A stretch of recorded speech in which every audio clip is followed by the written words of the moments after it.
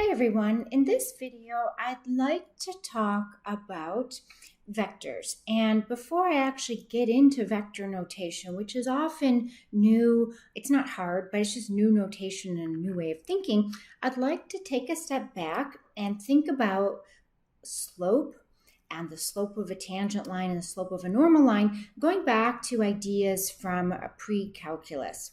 So in this diagram, I have my x and my y axes shown, and I'll label those here. I've got my y as my vertical and x as my horizontal. And I've drawn a line from the point 0, 3 to the point 7, 0. So I'm going to pretend that red line there is a solar panel. It's got some slope, it's angled at some angle there, and I might be interested in how the sun's rays hit that and when the sun is giving me kind of the maximum angle of attack, if you want to think of it that way. So the first thing I'm going to do is figure out what is the slope of my solar panel. And remember from pre-calculus, slope, which I'll represent with m, that's the change in y over the change in x. It's rise over run. So if I'd like to calculate the slope of this line, the change in y would be down 3, and the change in x is a positive 7. So I know my slope. That's great. Now, the next thing I want to know is the slope of a normal line. So I'm going to call this the normal. And by normal, I mean perpendicular. So I'm looking for a slope that's perpendicular to the solar panel. So I'll draw that here. I'll put that in yellow.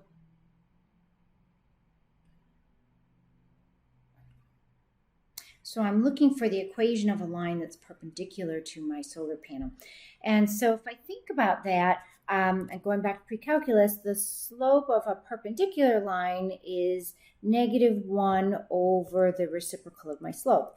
So I've got -1 over m. Recall that m was a -3/7. Simplifying that out, I get a 7/3. So 7/3 is the slope of my normal line. Now, suppose I'd like to figure out what the angle is of that normal line. So I'm going to pull over to the side here. I'm going to make a new set of axes. All right, so I've got a normal line here, this little yellow line. It's got a slope of 7/3. So let's go up 7. So we can think about this up 7. And we'll go over 3. So there's my point over 3 up 7. That line has the slope I'm talking about, right? The slope here, rise over run, is 7/3. And what I'm interested in is what is this angle theta? Okay, so if I drop a perpendicular, I'm thinking now about trigonometry. So this side length, this tall, long side here is going to be 7, and this horizontal side is going to be 3. So I'm interested in the angle. I've got an opposite side. I've got an adjacent side. And the trig ratio that relates that is tangent of theta equals opposite over adjacent. Connecting these pieces, I can ask myself, okay, tangent of theta equals 7/3. To solve for theta, I can say arc tangent or inverse tan of 7/3 equals my theta. And if I go over here to a site like Wolfram Alpha or my favorite graphing calculator, I can type this in, arc tan of 7/3. And I scroll down a little bit. I get an answer in radians, but I'm going to just write down my answer in degrees. That's good enough. 66.8 degrees.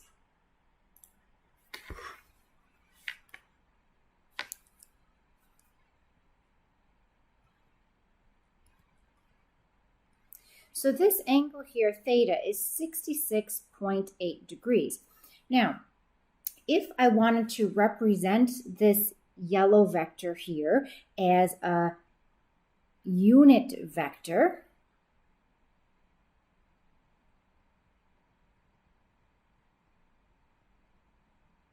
I could go in, recalling my vector notation, I could go in angled brackets, cosine of 66.8 degrees, sine of 66.8 degrees.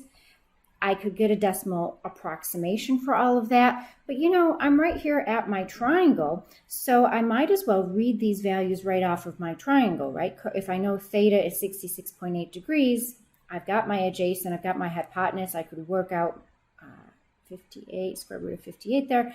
I can work this out. This unit vector is going to be 3 over the square root of 58, and in the y component, 7 over the square root of 58.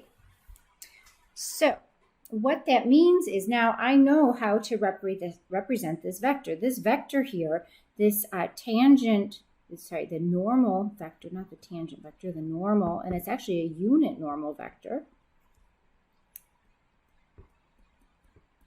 It is 3 over the square root of 58, 7 over the square root of 58. And if you really wanted to give yourself a decimal approximation because it's easier to work with an applet or something like that, if you were looking for that, you could round this off to 0.39, 0.92. So what this means is that if I'm looking for the maximum kind of sunlight that I'm going to get, I'm going to be looking for when is that sun hitting my solar panel and coming in here at this inward angle. That's directly opposite here. So I'm looking at that inward angle of a negative. So it would be the negative 0.39, negative 0.92. Exactly my unit normal vector, but going in the opposite direction. So, you know, the sun is going to kind of travel around and eventually go down over the horizon, or rather we're rotating, the sun is not, but you get the idea. And so I'm going to be looking for when the sun is hitting my solar panel at that angle. So you might say, oh, it's, you know, 25% along this trajectory, or 10%, or whatever. But you could kind of figure out where on that trajectory of the sun, you know, as we look in the sky where the sun is, we could figure out what time of day that might be.